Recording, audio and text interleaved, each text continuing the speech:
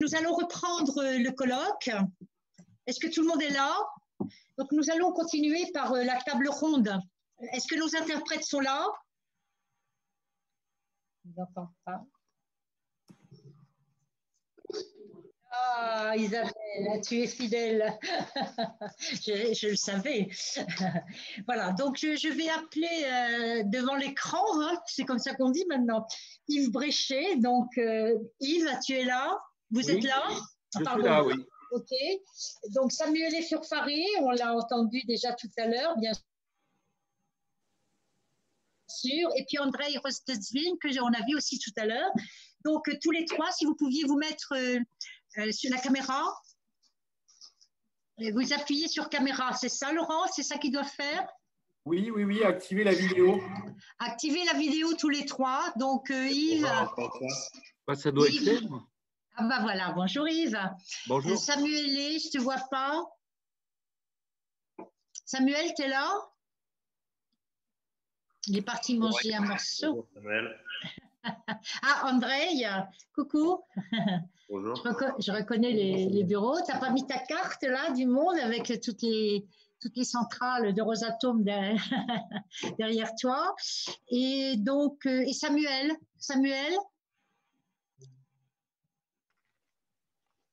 Bon, on l'a vu tout à l'heure. On l'a entendu aussi pendant la pause déjeuner. Il est là. Ça y est. Alors, Samuel, je ne te vois pas, mais ce n'est pas grave. Alors, appuie sur ton écran. Tu es là. OK. Donc, nous allons… Il faut que tu ouvres ton micro, Samuel, mais pas tout de suite, ça fait quand tu vas parler. André, tu as fermé ton micro, Yves aussi. Donc, on va démarrer avec Yves Bréchet.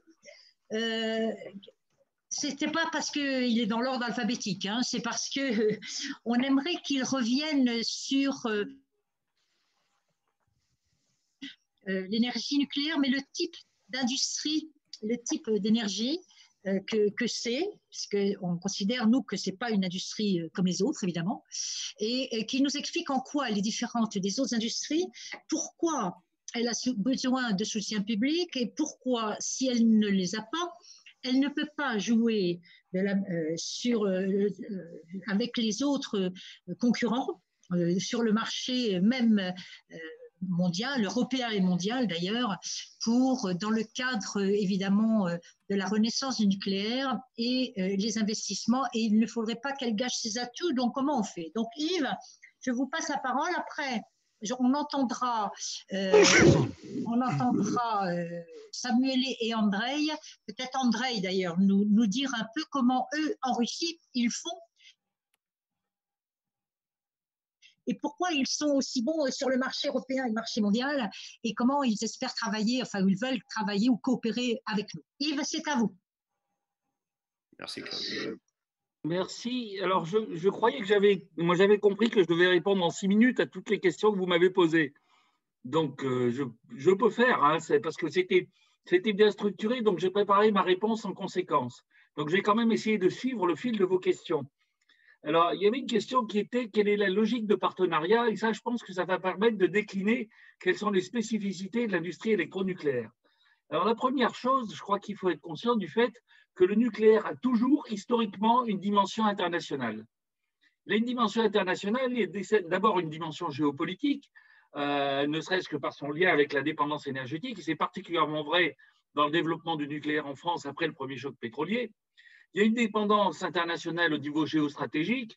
Même si on parle du nucléaire civil, le nucléaire militaire existe aussi et ils ne sont pas décorrélés, même si on essaye généralement de les planquer, de planquer ce lien.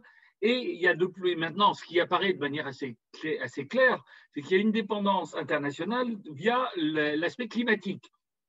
Le climat, la lutte contre le réchauffement climatique est une issue globale et à ma connaissance, le CO2 ne connaît pas de frontières. Donc, en conséquence de quoi, si on veut s'attaquer à cette issue-là, à ce problème-là, on a nécessairement à le faire de manière collective au niveau international. Alors, ce qui rend la chose un peu difficile, c'est que le nucléaire est aussi une industrie. C'est une industrie qui a donc une compétition commerciale et puis aussi une compétition pour les ressources. Une compétition pour les ressources en combustible, c'est celle qui est évidente. Une compétition pour les ressources en termes de stockage des déchets. On a dû vous en parler dans les tables rondes ce matin où je n'ai pas pu participer. En fait, le troisième aspect, c'est que même si les décisions sont locales, les forces motrices sont globales. C'est-à-dire que le nucléaire doit être sûr partout, il doit être durable partout et il doit être rentable partout. Et que dès l'instant où on se pose ces questions-là, il y a une raison qui est extrêmement simple, c'est que vous l'avez vu dans les 20 dernières années, un accident nucléaire quelque part impacte la filière partout.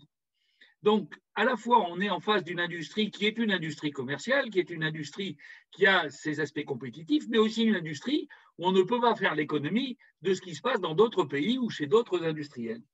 Donc, ça nous pose une question et ça nous amène assez naturellement vers la nécessité de collaboration internationale, qu'à mon avis, on n'a pas encore suffisamment développée parce qu'on n'a pas encore suffisamment pris conscience de la position cruciale que va jouer le nucléaire dans la lutte contre le réchauffement climatique. Cette collaboration internationale, c'est évidemment une collaboration dans le domaine de la sûreté, des générations 2 et 3 du nucléaire. C'est une collaboration dans le cycle du combustible, et en particulier dans l'aval du cycle du combustible. Je ne sais pas si vous en avez parlé ce matin, mais moi, ça m'a toujours sidéré qu'on considère que la gestion des déchets qui nous amène à gérer des échelles de temps qui vont jusqu'à 100 000 ans sont des choses qui doivent être pensées au niveau national. Dans 100 000 ans, c'est-à-dire 20 fois la durée de vie de la plus vieille civilisation sur Terre, je ne sais pas s'il y aura encore un être humain sur Terre, mais il me semble absolument clair que les notions telles qu'on les comprend et telles qu'on les dessine aujourd'hui sur les cartes ne seront pas celles qu'on retrouvera dans 100 000 ans. Donc, il me semble assez clair que pour tout ce qui est des échelles de temps très longues, il est impératif d'avoir une réflexion qui est une réflexion au niveau international. Alors, le troisième point, dès l'instant où on se pose la question des ressources, il faut se poser la question de la durabilité du nucléaire. Et dès l'instant où on se pose la question de la durabilité du nucléaire, il faut se poser la question de la fermeture du cycle du nucléaire.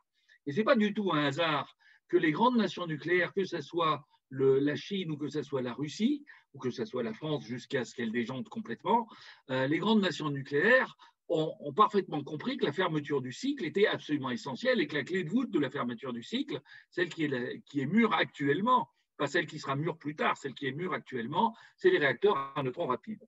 Alors, je vais venir maintenant, donc ça c'est les 3 grands thèmes de collaboration qui me semblent nécessaires.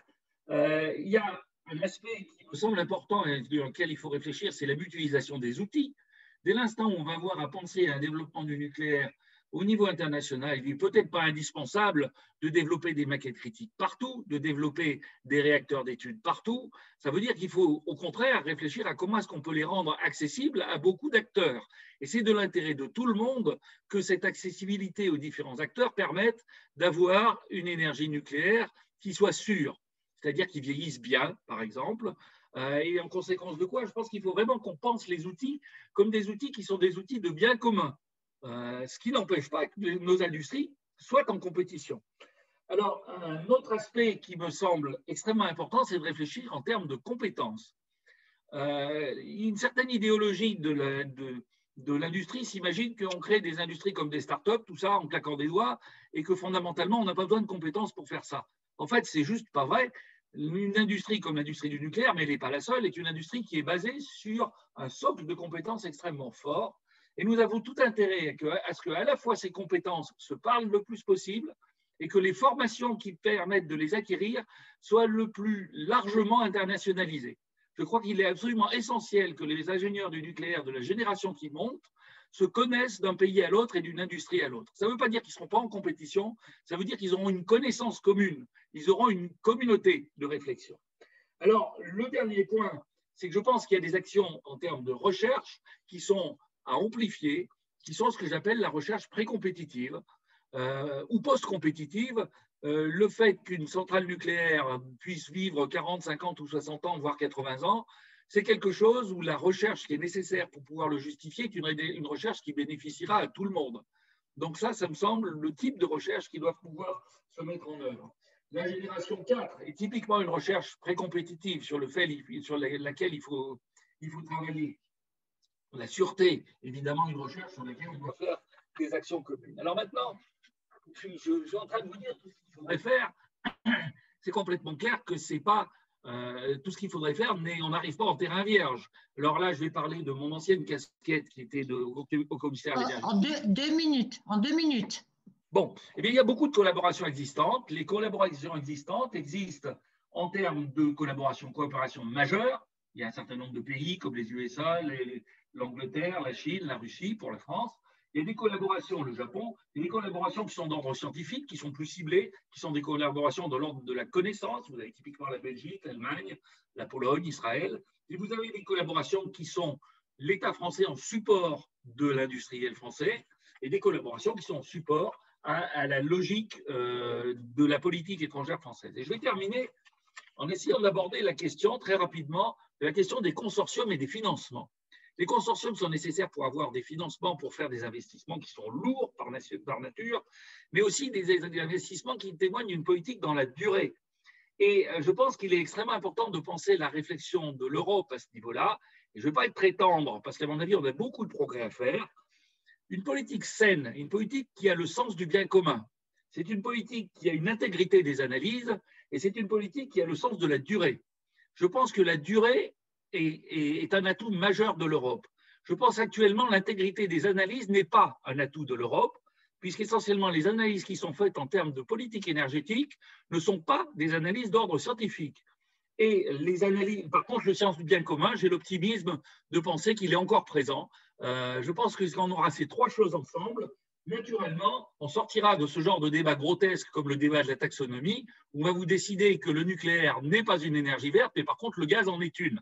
Quand on reviendra à une certaine intégrité dans ce genre d'analyse, je pense qu'on pourra à nouveau parler d'une politique industrielle, d'une politique énergétique au niveau européen. Tant que cette intégrité sera absente des débats, on ne pourra pas le faire. Un grand merci, dynamique, bien. Je vous remercie, très intéressant. Je vais passer la parole tout de suite à André. On verra si on a le temps pour une ou deux questions. Mais ce matin, on a eu un débat extrêmement riche, Yves, mais vous aurez les comptes rendus, bien sûr.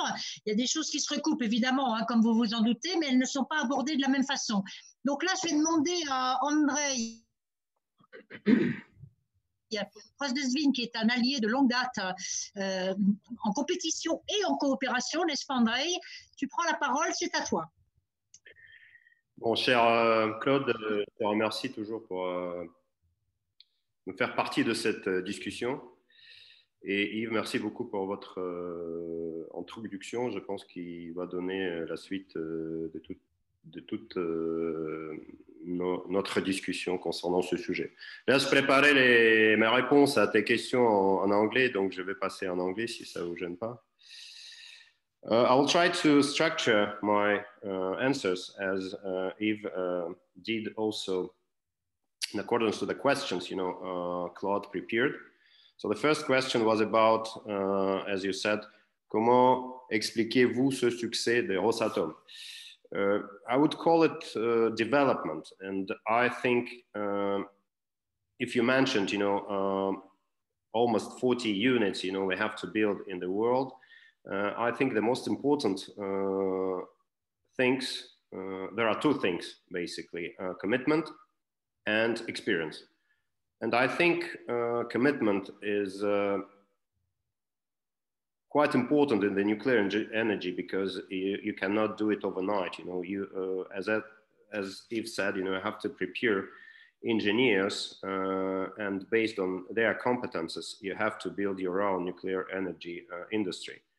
And it takes years, and we have to bear that in mind. And commitment is quite important if you want to develop the nuclear energy in the scale of Europe or in one country. You have to be committed to that.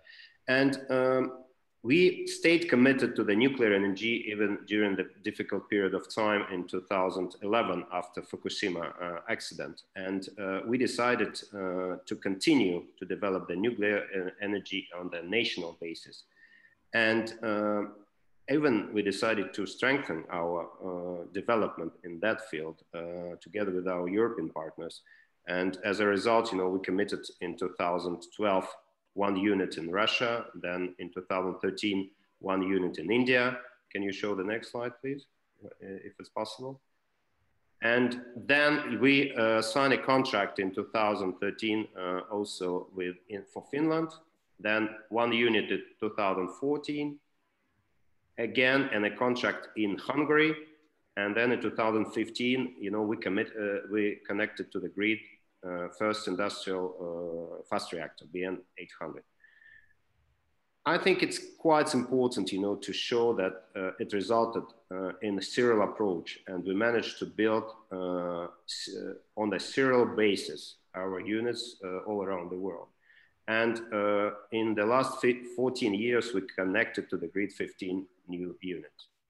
Then coming back to your second part of the question about European influence. As I said, we feel a part of Europe naturally. And if you can show the next slide, Claude, please.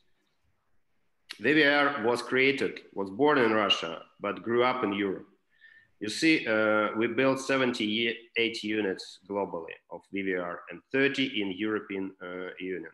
And 18 are still in operations. The first VVER unit in Europe was built in Germany in 1966, and then in Finland, I mean, you know, in a different world at that time, in 1977. And what influenced probably the most our choice and our commitment to the nuclear energy, that choice of our Finnish partner and Hungarian partner, which made their choice in our favor to build new nuclear power plants in their countries. So then, as you know, Tom is running, you know, there is a second part of your questions about basically mutual interests of cooperation. Here I would refer to what just Bill Macwood said, you know, we face extremely tough challenges, and there is the only reason to overcome them, you know, to address them together. And you mentioned also projects we try to develop together with European countries. And can you show the next slide, please? Basically, the most important thing, we share the same values. So we signed the Paris Agreement, and our ultimate goal is decarbonization. And we are ready to develop any new projects which will ensure the sustainable development. So I'm talking about new build, I'm talking about SMR, I'm talking about closing the closing the fuel cycle. Then I'm talking about everything related to the renewables, specifically wind, which we are trying to develop within Rosatom, but as well, such things like advanced materials, like hydrogen, like energy storage. And all these projects, you know, we're trying to develop together in cooperation with our European partners, because we don't believe it's possible to do it in the other way. Okay, coming back to the third part of your questions about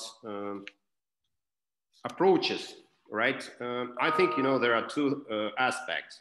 First, commercial approach. We are all part of our supply chains. So a couple of examples, you know, in our new build projects, you know, we contracted 11 Arabelle turbines. 11, it's more than probably, you know, GE contracted for the rest of the world in terms of nuclear business. Then we have contracted I&C systems from Framatome and Siemens for our projects in Russia as Novovoronezh and Leningrad, but as well in Hungary and Finland. Also, you know, it's not hidden that we are part of European supply chain in terms of uranium products, and it's been for more than 30 years, almost 50. You know, we started in 1971, and that ensured the competitiveness of European industry, and not only nuclear industry, I think. Then, but the most important is not only commercial aspects, but as I said, again, challenges.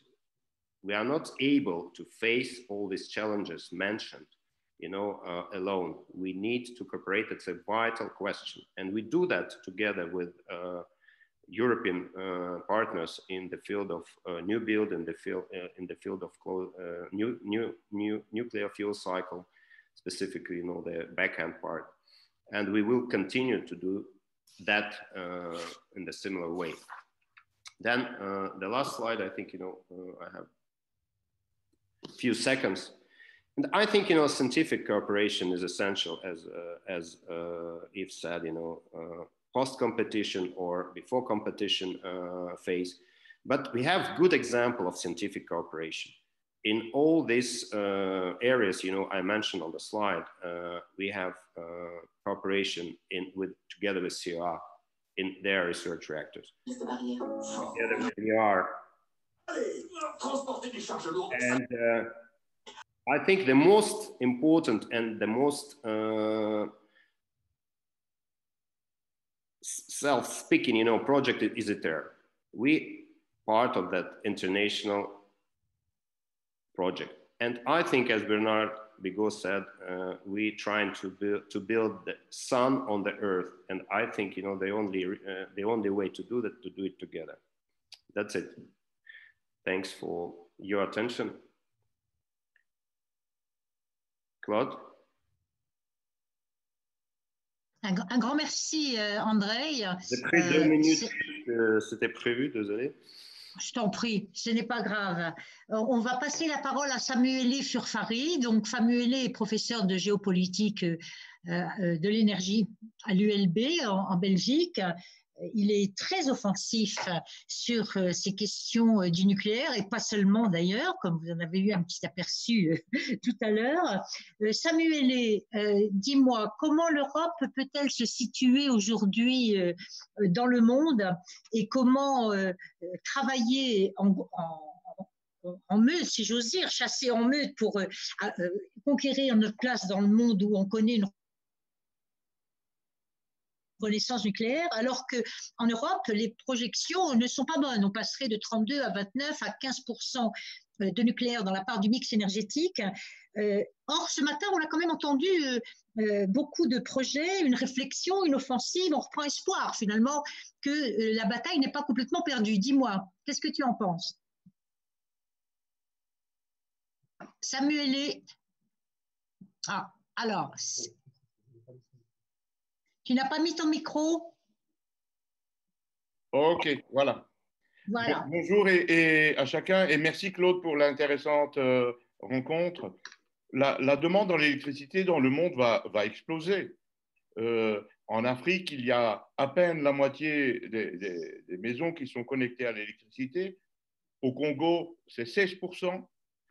Et encore, beaucoup de personnes se déconnectent parce que c'est tout à fait instable et la plupart des gens utilisent des groupes électrogènes, du diesel pour produire de l'électricité. Donc c'est certain que la demande en électricité dans le monde va exploser. Et ce n'est pas avec le peu d'énergie renouvelable que l'on peut produire que ces gens-là auront de l'électricité. Et donc il y a un marché gigantesque qui va se développer dans le monde pour apporter le bien-être qui est nécessaire dans ces pays. Et donc, la croissance de la demande en électricité va se faire ailleurs qu'en Europe. L'Europe n'est plus, hélas, hein, je suis un grand Européen convaincu, hélas, la croissance ne se fait plus en Europe, et donc le monde va finalement prendre une direction différente de ce que pense l'Union européenne. Et moi, je me réjouis de voir que les Russes, les Chinois et sans doute bientôt les Américains vont commencer à installer des réacteurs nucléaires dans ces pays. Pas tout de suite, mais certainement qu'ils sont en train de préparer tout cela. Par exemple, ce que fait Rosatom avec la centrale à Pevek sur un bateau, mais on peut très bien envisager de mettre ça tout au long des pays africains, le long des côtes, et fournir de l'électricité enfin abondante et bon marché à tous ces pays. Donc, il faut cesser de penser que le monde va tourner alentour de nos 2,5% d'énergie renouvelable intermittente qu'il y a aujourd'hui. La preuve en est, c'est que les États-Unis ont compris qu'il ne fallait plus laisser les Chinois et les Russes seuls dans cette course. Moi, je me félicite et je cite dans toutes mes conférences les exemples de Rosatom qui a une démarche tout à fait cohérente, commerciale, mais également scientifique en fournissant des réacteurs d'études dans différents centres de recherche pour que les gens se prépare à maîtriser la filière nucléaire de l'avenir. Donc tout ça est fantastique, mais les Américains ont compris qu'ils ne pouvaient plus laisser les Russes et les Chinois seuls dans cette course. Et c'est pour ça que ça n'a rien à voir avec Trump, mais ils ont pris une décision bipartisane au niveau du Congrès pour que, enfin, les États-Unis se remettent en course dans le développement du nucléaire, à la fois pour produire de l'uranium chez eux, pour développer toute la partie administrative pour les nouveaux SMR et autres, et pour ensuite commercialiser tout cela. Je reviens sur le SMR. Qui a lancé le SMR? Bien l'industrie américaine, clairement. Mais M. Obama a fait tout le nécessaire pour faciliter le développement. Le premier secrétaire d'État à l'énergie de M. Obama, c'était M. Chu, Steve Chu. Qui est-il? Prix Nobel de physique, spécialiste du nucléaire. Et dans le deuxième mandat de Obama, qui était le secrétaire d'État à l'énergie? Ernest Moniz, lui aussi professeur du nucléaire au MIT. Donc Obama avait déjà tout préparé pour que ça continue aujourd'hui avec un développement commercial des SMR et l'introduction rapide aux États-Unis. Mais ce n'est pas seulement ça.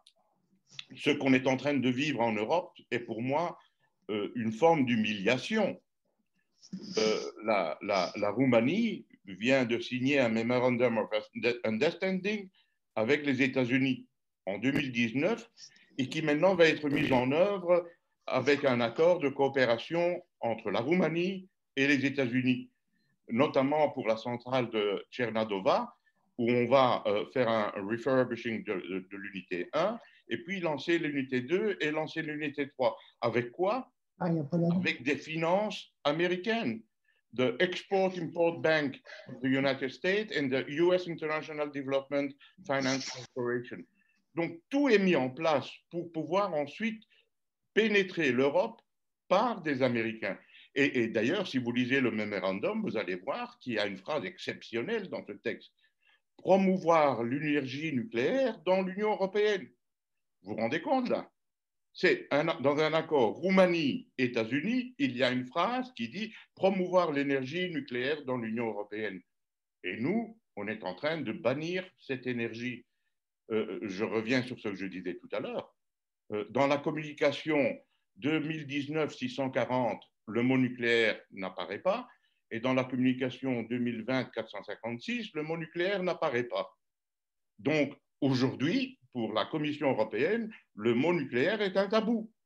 On peut tourner tout ce qu'on veut, mais dans les textes officiels publiés par Mme von der Leyen, il n'y a pas le mot nucléaire. Et donc, c'est extrêmement grave. Une autre possibilité qu'ont les autres, je dirais, d'intervenir en Europe. Prenez la centrale en Biélorussie d'Astravets. Moi, je félicite de nouveau Rosatom, qui vient de mettre en place rapidement 2 nouvelles centrales nucléaires en Biélorussie. C'est fantastique. Et que va-t-il se passer? Cette électricité va être vendue aux pays baltes. La Lituanie essaye de faire du blocage, mais elle ne parviendra pas. Que peut-elle faire? Elle écrit une lettre à la Commission européenne pour se plaindre que la centrale d'Astravets va vendre de l'électricité à la Lettonie et à l'Estonie. Et alors, voilà, c'est comme ça que ça se passe. Donc, nous sommes en train de nous saboter nous-mêmes, alors qu'alentour de nous, le nucléaire est en plein développement. Je trouve ça vraiment dommage, parce que nous avons des compétences. Et la preuve, c'est qu'on est en train de pénaliser, si pas détruire complètement notre économie nucléaire. Quand vous pensez que l'entreprise espagnole Nuzim, qui était spécialisée dans tout ce qui est l'ingénierie du nucléaire, a été rachetée par les Chinois. C'est grave, c'est très grave. Et on continue à parler d'énergie renouvelable, intermittente, comme si c'était ça qui allait intéresser l'Afrique. Le pire des scandales, néanmoins, ces derniers temps, excusez-moi, je vais bientôt terminer, le pire des scandales de ces derniers temps, c'est de dire qu'on va aller produire de l'hydrogène en Afrique et qu'on va importer l'hydrogène en Europe. Mais de qui se moque-t-on? C'est éthiquement insupportable de dire des choses pareilles. Dans un continent qui a besoin d'électricité, on va dire qu'on va aller produire de l'électricité pour faire de l'électrolyse, pour le transporter en Europe. C'est quand même grave parce que nos collègues de ISPRA, au centre de recherche d'ISPRA, avaient calculé dans les années 80 que transporter de l'hydrogène d'un continent à l'autre occasionne une perte de 54%. Et donc, aujourd'hui, tout d'un coup, on va aller dans un pays qui manque d'électricité produire de l'hydrogène. Franchement, cette question de l'hydrogène de la Commission européenne est très choquante. C'est une humiliation pour tous les collègues qui ont travaillé pendant 50 ans sur cette question et tout ce qu'ils ont dit a été mis à la poubelle.